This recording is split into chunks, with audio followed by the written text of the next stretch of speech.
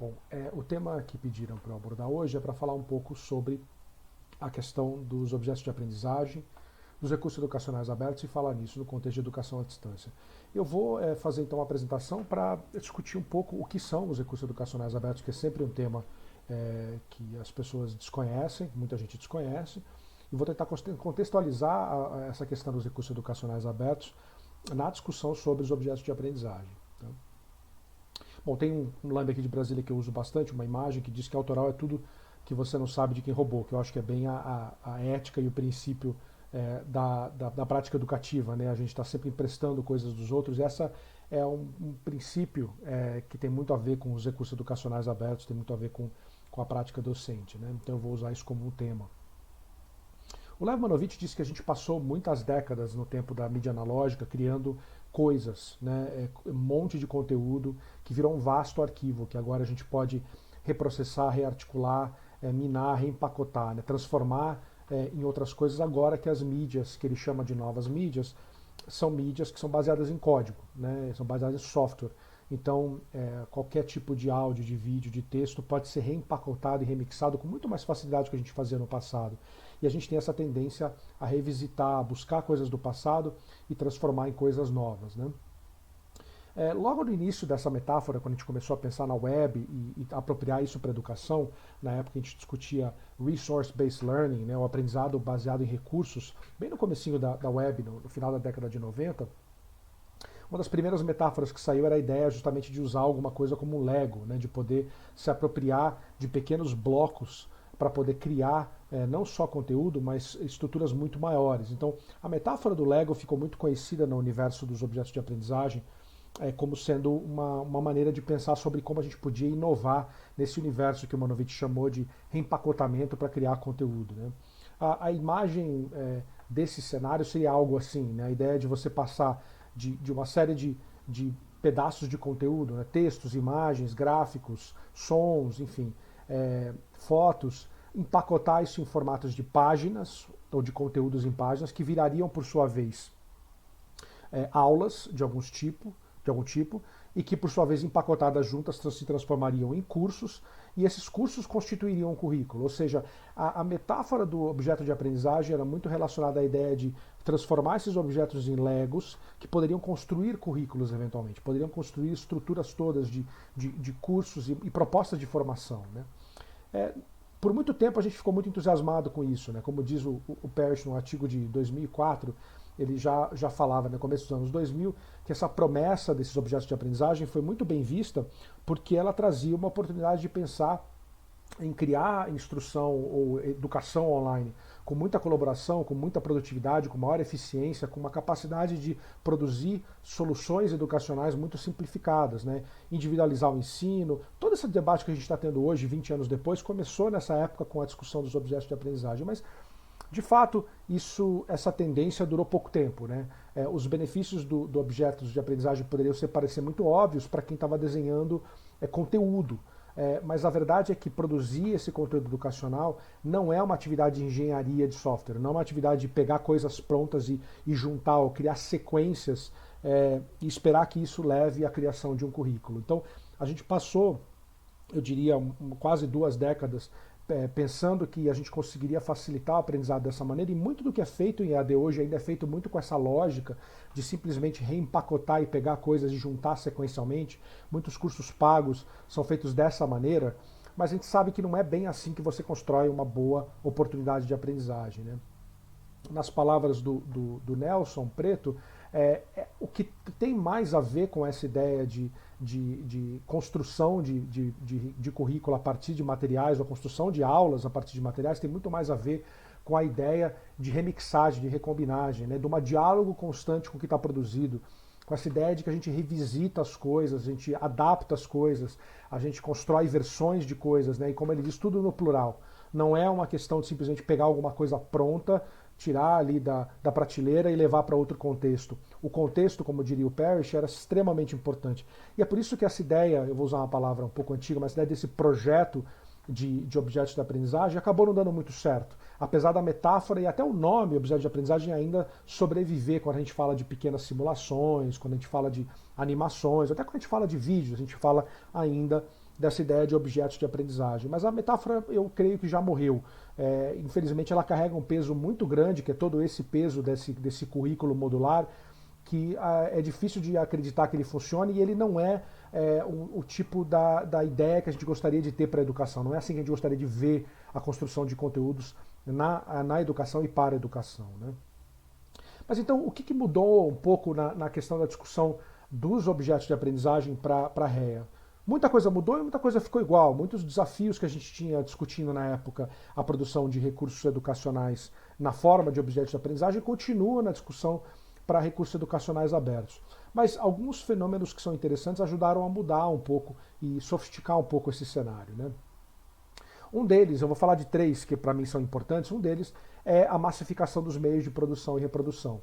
Então, se por um lado, no começo da discussão de aprendizagem baseada em recursos, a gente falava muito no consumo de material, né, no fato de que a gente poderia disponibilizar esses objetos, disponibilizar os recursos para os alunos fazerem uma sequência didática, por exemplo, ou um currículo completo, com o nascimento e a proliferação desses dispositivos como o celular, enfim, computador e tablet, todos os outros que a gente tem, ficou muito mais fácil não só reproduzir conteúdo, mas também ficou mais fácil produzir, né? Isso vale tanto para o aluno na ponta, como vale para o professor, como vale para outros produtores de conteúdo, como vale para conteúdo espontâneo. Isso faz muita diferença. O segundo é que essa lógica do digital trouxe um conceito de não rivalidade, que é igual para objetos de aprendizagem, no sentido de que você não, usando um recurso, você não está competindo com outra pessoa usando o recurso, né? Se uma pessoa está lendo um livro, você tem que esperar ela terminar de ler, mas um livro digital você pode pegar uma cópia e ler esse livro, né? Não vai impedir ninguém de ler um livro, fazer mais uma cópia desse livro, e o custo nominal de reprodução é quase zero, né? E por último, o que é muito interessante para os recursos educacionais abertos, que é um debate que nasceu depois dos objetos de aprendizagem, é a questão da redução das proteções, ou a questão do direito autoral, né? O que acontece quando a gente pode reproduzir com tanta facilidade, quando a gente tem meios para reproduzir com tanta facilidade, o que acontece com o sistema legal que não permite que isso aconteça. E esses três elementos, pelo menos, juntos, fazem com que a gente tenha um olhar um pouco diferente, em alguns aspectos parecido com o que eram os objetos de aprendizagem, mas também de maneira muito diferente, porque a gente está pensando no universo agora de não só de transmitir e empacotar conhecimento pronto, mas também de como a gente molda, transforma esse conteúdo de alguma maneira, né? E esses três aspectos são extremamente importantes. Então eu vou falar desse primeiro, que é a redução das proteções, como uma característica dos REA, e depois o segundo, com a questão dos formatos, como ajudando com que essa reprodução e esse remix possa acontecer. Então vamos começar primeiro com as liberdades legais, né?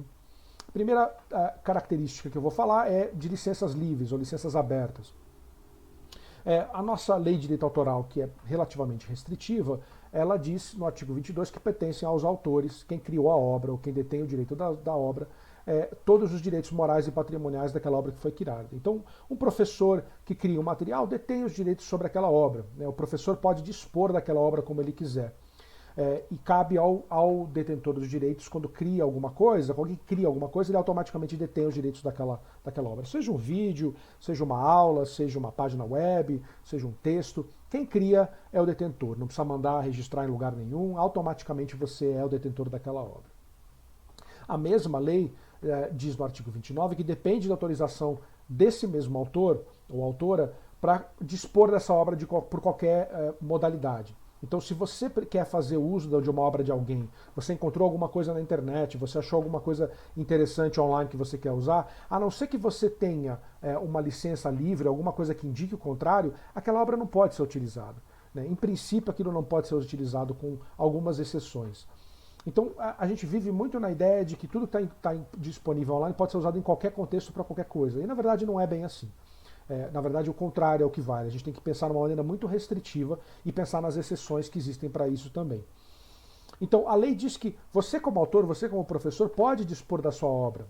Você pode dizer para as pessoas como você quer ou não quer que elas possam usar. Não precisa ser todos os direitos seus reservados para você e ninguém pode fazer nada com aquilo.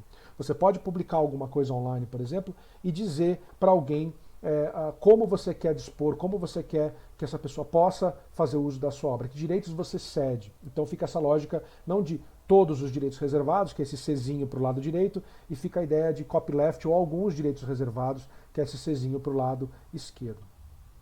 Eu não vou falar muito mais sobre direito autoral, porque o tema mereceria uma discussão muito mais profunda e muito mais longa.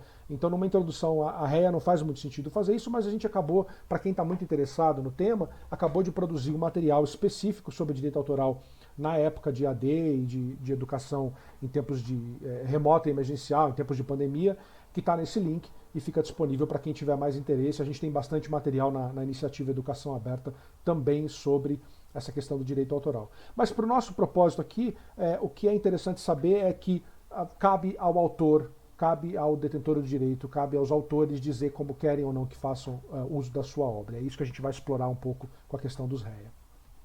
Os REA fazem isso, né? Uma definição REA da Unesco de 2019, da recomendação REA da Unesco, que eu vou falar um pouquinho mais daqui a pouco, diz que são qualquer tipo de material, né? Qualquer tipo de material voltado para aprendizagem. Então pode ser um curso, pode ser uma foto, pode ser um vídeo, pode ser um currículo completo. A importante característica é que ele esteja ou no domínio público, né, que já expirou, vamos dizer, os direitos patrimoniais daquela obra, ou que você tenha direitos autorais com uma licença flexível, uma licença aberta, que a gente vai falar um pouquinho agora. Então, uma licença que permita reutilização, reuso, adaptação, distribuição, sem custo por qualquer pessoa. Então, a ideia dos REA é permitir que as pessoas possam exercer essas práticas, reutilizar, adaptar, para que elas possam fazer com que aquele recurso, quando chega a elas, possa ser moldado para virar alguma outra coisa, para adaptar para aquele contexto. Então você tem essa liberdade de acessar os recursos.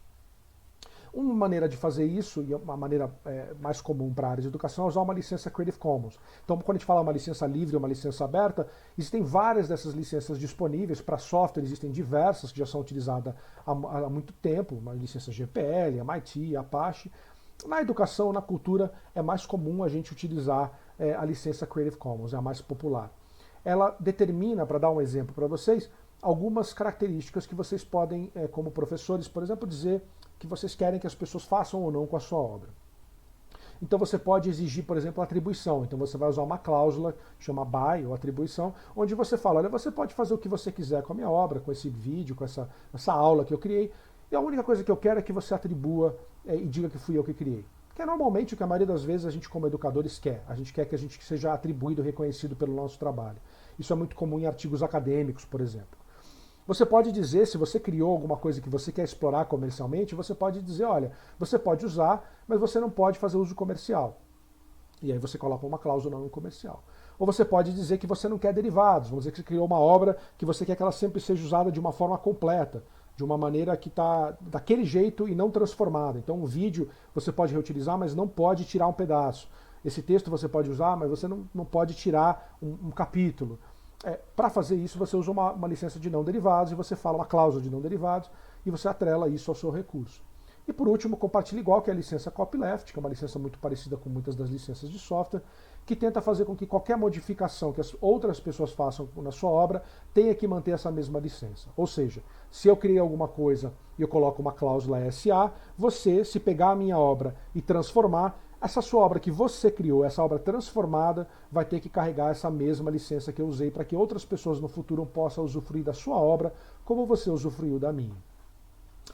Também é difícil de explicar isso em pouco tempo, numa palestra, mas é muito fácil, pelo menos para a gente começar essa discussão, depois entrar no site, por exemplo, da Creative Commons e conhecer mais as licenças. E, de novo, no site da Iniciativa Educação Aberta a gente tem bastante material sobre isso, inclusive um guia de bolso que explica isso em maior detalhes.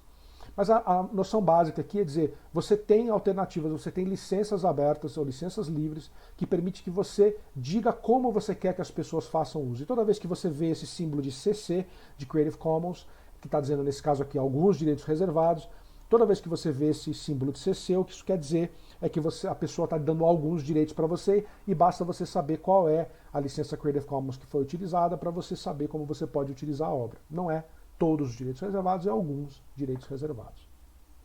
Essa é a primeira parte. A segunda tem a ver com o formato, um aspecto técnico dos recursos, né?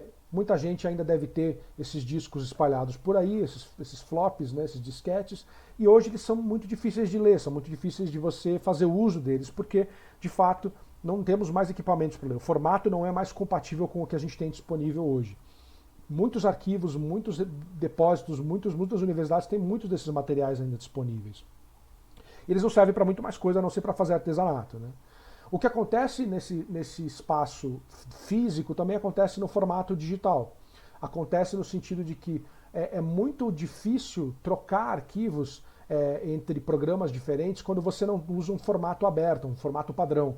Então, se você está usando o mesmo software que alguém te manda um documento, provavelmente você vai conseguir abrir aquele documento muito bem. Se for um software proprietário, se for um formato proprietário, não tem problema. Todo mundo está usando o mesmo.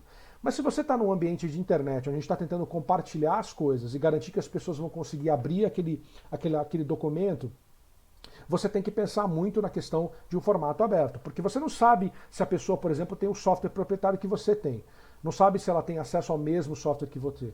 Então, utilizar formatos abertos para os arquivos faz com que fique muito mais fácil as pessoas poderem não só usar os programas que elas têm, mas encontrar programas que vão permitir esse uso, né? Então, exemplos de formatos abertos são vários que vocês já conhecem. A própria linguagem da web, entre aspas, é o HTML, é um formato aberto, o JPEG, um FLAC para áudio, EPUB, que é o formato de livro digital, o ODT, que é o formato de documento aberto que é usado pelo LibreOffice, por exemplo. E formatos fechados são outros que as pessoas não conseguem abrir com muita facilidade, como um formato de vídeo, WMV ou WMA de áudio, DOC, que é um formato de documento fechado. Se você coloca as coisas online, tem o intuito que as pessoas possam modificar, alterar nesse espírito dos REA, é importante também pensar no uso de formatos abertos. Então as pessoas vão conseguir pelo menos achar um software para poder abrir aquilo sem ter que necessariamente pagar por isso, né? Pensa também na possibilidade de colocar o formato editável. Então muitas vezes a gente coloca um formato que é PDF para garantir a estrutura, a formatação do texto, mas pensa também se não seria viável colocar um formato, por exemplo, em ODT, para que alguém possa editar, ou ODP se você está fazendo uma apresentação, em outro formato que seja. Então a questão dos formatos abertos está aliada a essa noção de remix, de transformação, porque ela facilita com que as pessoas possam realmente fazer uso no aspecto técnico também. Não só no aspecto legal, tendo permissões legais, mas no formato, no sentido técnico de conseguir fazer uso dessa obra, né? Por que a gente usa, então, REA? Por que essa lógica de usar REA faz bastante sentido?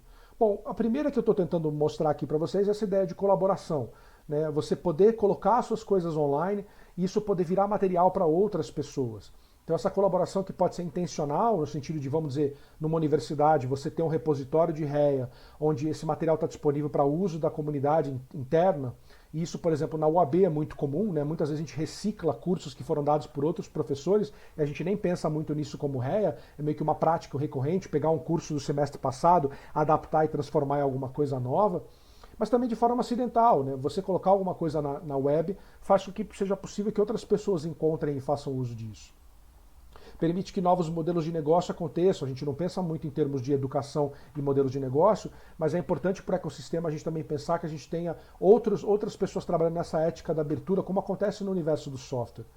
Facilita muito a preservação e a memória, né? Esse no sentido dos formatos abertos ajudam que isso aconteça e façam que a gente possa sempre editar esses arquivos no futuro também. A acessibilidade é muito facilitada porque os formatos são abertos, são legíveis e as pessoas podem adaptar e fazer com que certos recursos que talvez você criou não sejam acessíveis na origem, possam ser criados recursos de acessibilidade em cima deles porque você está usando uma licença livre em um formato aberto, então para fazer uma tradução, para colocar uma legenda, para colocar em cima uma tradução em Libras, por exemplo, isso tudo é facilitado por licenças livres e por formatos abertos. É você colocar um acervo online para que outras pessoas possam usar como universidade pública, como espaço público, isso é super importante. Permitir essa contextualização que o Nelson Preto falava, né, de você poder dialogar com o material e não ter que usar alguma coisa pronta de fora, né. Isso muda radicalmente o processo de produção. A gente não fica mais pensando em recursos como coisas prontas.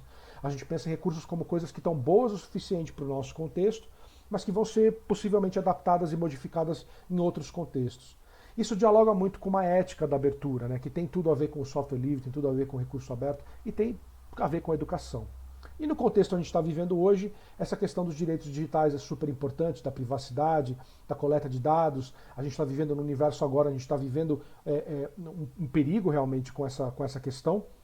E a abertura, a transparência dos recursos educacionais abertos de software livre faz com que esse contexto seja, esses problemas sejam muito diminuídos, né? Então tem muitas razões para utilizar essa noção de REA, para além simplesmente dessa ideia de montar peças e montar currículos, né? Tem uma metáfora comum também que diz que os REAs são como se fosse uma argila para moldar, não é a ideia de você pegar uma coisa pronta, mas é que alguém te entrega um negócio que está ali bom para eles o suficiente, ainda é uma argila e você pode moldar aquilo para fazer sentido para você. E se a gente faz isso muitas vezes, a gente atinge diversos públicos e dá a oportunidade de diversas pessoas participarem e colaborarem nesse processo, né?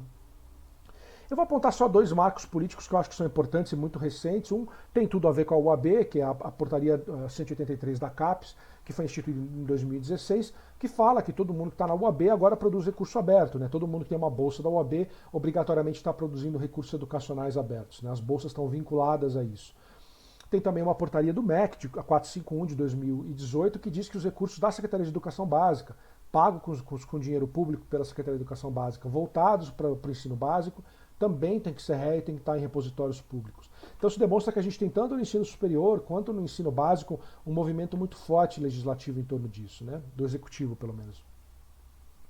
A recomendação REA da Unesco foi aprovada em 2019, a recomendação é um documento normativo, tem muita importância, o Brasil foi signatário, foi afirmado de forma unânime pela Assembleia, e isso diz que a gente tem que, a cada ano, a cada período, reportar para a Unesco o que a gente está fazendo nesse tema. Então é um tema internacional, um tema de interesse internacional no momento. E a recomendação fala de 5 grandes áreas de atuação, né? Ampliar a capacidade das pessoas de criar, acessar e usar a REA, né? Desenvolver políticas, como a gente estava mencionando, que a gente tem uma trajetória boa no Brasil de fazer isso através da iniciativa Educação Aberta. Encorajar esses princípios de inclusão, de acessibilidade, de equidade dos REA, procurar modelos sustentáveis, né? Então essa questão dos modelos de negócio são importantes para pensar também como é que a gente faz com que a gente possa fazer com que REA sejam sustentáveis e fomentar a cooperação, não só internacional, mas também nacional, né? Fomentar a cooperação entre as pessoas para sustentar esse movimento dos REA. Para finalizar, eu queria apresentar para vocês alguns lugares que vocês talvez já conheçam e outros que vocês talvez não conheçam, onde vocês podem encontrar a REA, né? Um deles para fotos, é o Flickr, é um dos maiores repositórios de recursos abertos que existe, na qualidade de fotos, e é muito fácil procurar na hora que você está fazendo uma busca pelas licenças. O Unsplash é um site que usa uma licença que não é Creative Commons, uma licença mais liberal ainda. No Unsplash você encontra fotos de altíssima qualidade para utilizar nas suas apresentações e a licença é muito permissiva. O site do Commons, da Wikimedia, que são todos os recursos de imagem, vídeo, fotos que são usados na Wikipedia, também tem milhões de recursos que são todos com uma licença livre. Um site que eu gosto bastante é o filmmusic.io, que tem uma série de trilhas, todas com licenças livres que você pode usar para podcast, pode usar para vídeo, com licenças livres atribuindo, né? E você pode contribuir também financeiramente. Mas muita gente agora está produzindo, né, vídeos e podcasts, esse tipo de coisa. É um ambiente legal para procurar música de qualidade com licença livre. E claro, no ambiente que a gente está discutindo, o Educapes é super importante, que é um portal que tem bastante recurso aberto e muito material da UAB também. E por último, a gente tem trabalhado, em escala de América Latina, a gente atualizou o mapa global de REA, que é um mapa super interessante, que a gente tem todos hoje atualizadíssimos, os dados de todos os países da América Latina, com repositórios, projetos e uma série de outras iniciativas relacionadas a recursos abertos. E qualquer um pode navegar nesse repositório e vai encontrar uma série de projetos, e eu tenho certeza que vocês vão encontrar coisas que vocês não conheciam, que tratam desse tema de recursos educacionais abertos e ajuda a mostrar como isso é abrangente. É possível buscar em diversos países, buscar por idioma, buscar por área de conhecimento, e dá para encontrar muita coisa legal para explorar, para encontrar iniciativas relacionadas à abertura na educação. Então eu encorajo muito vocês a irem conhecer o mapa, que está super atualizado e continuará atualizado por um bom tempo. Bom, eu agradeço então a participação, deixo aqui alguns contatos e sites para a gente poder continuar a conversa e fico aqui para a gente continuar batendo um papo.